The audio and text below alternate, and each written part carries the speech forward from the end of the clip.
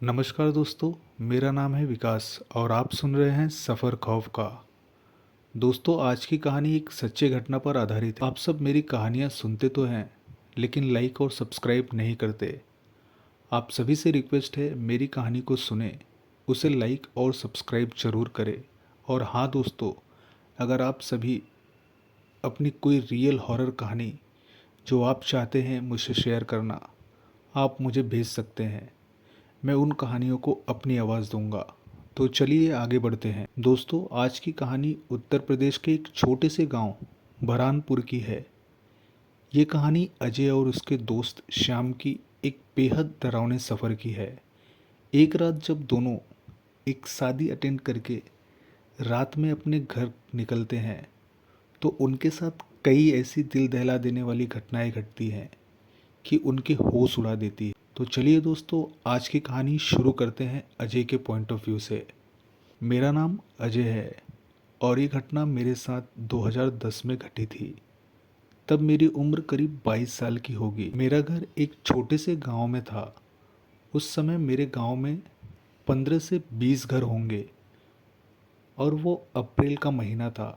मेरे घर हमारे रिलेटिव के यहाँ से शादी का न्योता आया था और शादी लड़के की थी।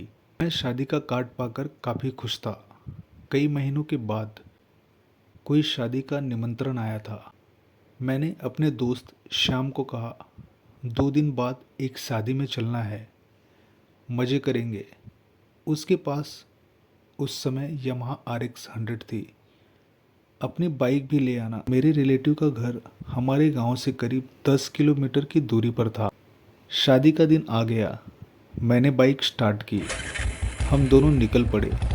दोपहर के करीब 3:30 बजे होंगे। हम दोनों पहुँचे और पानी पिया। गाड़ियों में धीरे धीरे सभी बैठ गए। करीब शाम के 5 बजे तक सारे बाराती निकल पड़े। शादी मिर्ज़ापुर के एक छोटे से गांव में थी। मेन रोड से गांव 8 से 9 किलोमीटर अंदर था। कच्चा रास्ता, दोनों तरफ आम के पेड़, मिट्टी के टीले और चारों तरफ बस दूर दूर तक खाली खेत दिखाई दे रहा था। रात के 8 बजे हम सब लड़की के घर पहुंच गए और वहां सभी बारातियों को स्वीट्स और एक आलू की टिक्की मिली। हमने नाश्ता किया, पानी पिया और फिर डांस करते हुए जनवासे से शादी के मंडप तक पहुँचे और रात का खाना खाया। खाना खाने के बाद रात के करीब 11 बज चुका था। श्याम ने कहा, भाई, रात में यहाँ रुकने से कुछ फ़ायदा नहीं, चल निकलते हैं। रात में 1 से 1:30 बजे तक अपने घर पहुँच जाएंगे। कल सुबह बहुत काम भी है। मैंने कहा, बात तो तू सही कह रहा है। उसके बाद मैंने बाइक स्टार्ट किया। हम दोनों निकल पड़े। जैसे ही गांव छोड़ा, बाहर एक खूब अंधेरा छाया हुआ था। झिंगुरों की आवाज़ साफ साफ सुनाई दे रही थी। करीब 4 से 5 किलोमीटर आगे जाने के बाद हमें दूर से हमारी राइट साइड में एक लाइट जलती हुई दिखाई दी। शाम, यार, हमारे जाने के टाइम तो ये जगह नहीं दिखी। वो सोच में पड़ गया और कहा, हो सकता है हमने ध्यान नहीं दिया हो। जैसे ही हम धीरे धीरे पास पहुँचे तो देखा वो एक कब्रिस्तान था और हमारी बाइक वहीं जाकर एकदम से रुक गई। हमने बहुत कोशिश की बाइक स्टार्ट करने की, लेकिन बाइक स्टार्ट नहीं हो रहा था। ये देखकर हम बहुत हैरान थे। पेट्रोल था, बाइक 1 हफ्ते पहले ही सर्विसिंग कराई थी, फिर ये कैसे बंद हो सकती है। हम दोनों को अंदर से डर लग रहा था क्योंकि हम अंधेरी रात में एक कब्रिस्तान के सामने खड़े थे। हमने देखा कुछ कुत्ते कब्रिस्तान की तरफ देखकर भौंक रहे थे, लेकिन ताज्जुब की बात तो ये है, वहाँ कोई था ही नहीं। श्याम ने मुझसे कहा, भाई, हम एकदम से बीच में आकर फंस गए, अब बाइक यहाँ छोड़कर जा भी नहीं सकते। मैंने उसे गाली देते हुए कहा, ये तेरा ही आइडिया था रात में निकलने का। हम आपस में बात कर ही रहे थे कि हमें कदमों की आवाज़ सुनाई दी। पीछे मुड़ा तो देखा कुछ लोग एक लाश को लेकर एकदम पास से गुजर गए, बिना कुछ कहे। सबके चेहरे एकदम बेजान से थे, जैसे सारे के सारे ही मर चुके हों। इतने में देखा तो मेरा दोस्त श्याम भी उनके पीछे जाने लगा। मैंने उसे पकड़ने गया तो उसने मुझे जोर का धक्का दिया और मैं नीचे गिर पड़ा। वो अंधेरे में जा चुका था।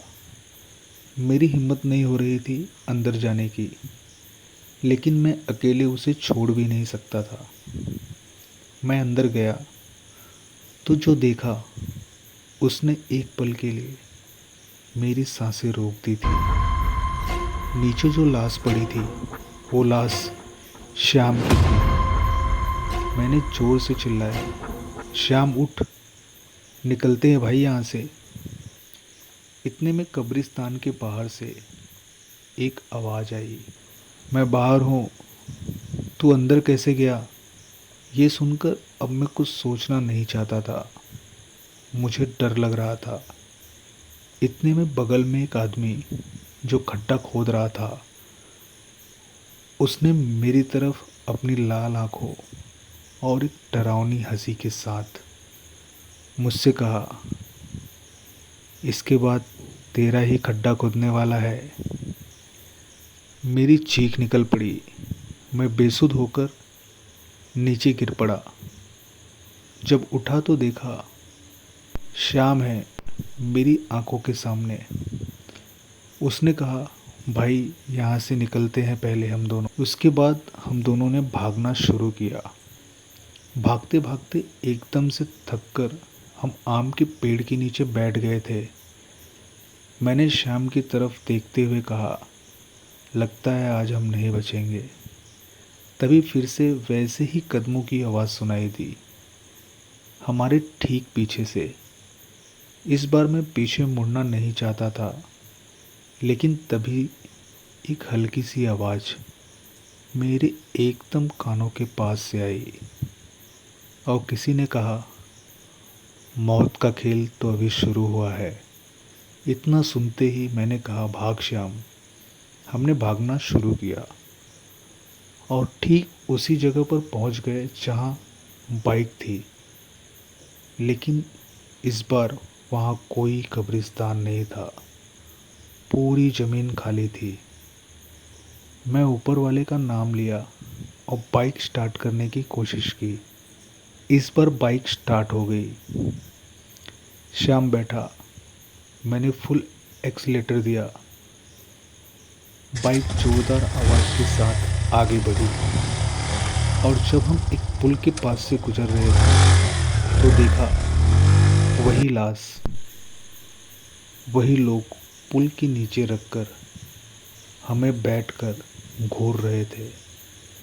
करीब 1 से 1.5 किलोमीटर आगे जाने के बाद ये सारा सिलसिला ख़त्म हुआ और हम मेन रोड तक पहुँचे। भगवान का शुक्र था हम दोनों सही सलामत अपने घर तक पहुँच गए थे। लेकिन श्याम रात में 2 बजे अचानक से उठकर जोर जोर से चिल्ला रहा था, वो देखो, वो लोग आ रहे हैं मुझे लेने, वो मुझे नहीं छोड़ेंगे। ये सुनकर रात में गांव के सारे लोग इकट्ठा हुए और गांव के एक तांत्रिक को बुलाया।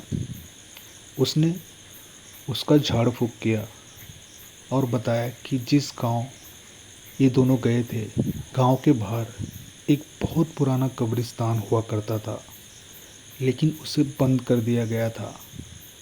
रात में जब कोई वहाँ से गुजरता है तो उस कब्रिस्तान की आत्माएं आज भी लोगों को भ्रम में डालती हैं और डराती हैं। तो दोस्तों, जब भी बारात में जाए तो रात को वापस आने का प्लान मत बनाइए। क्या पता कोई कब्रिस्तान का भूत आपका इंतज़ार कर रहा हो।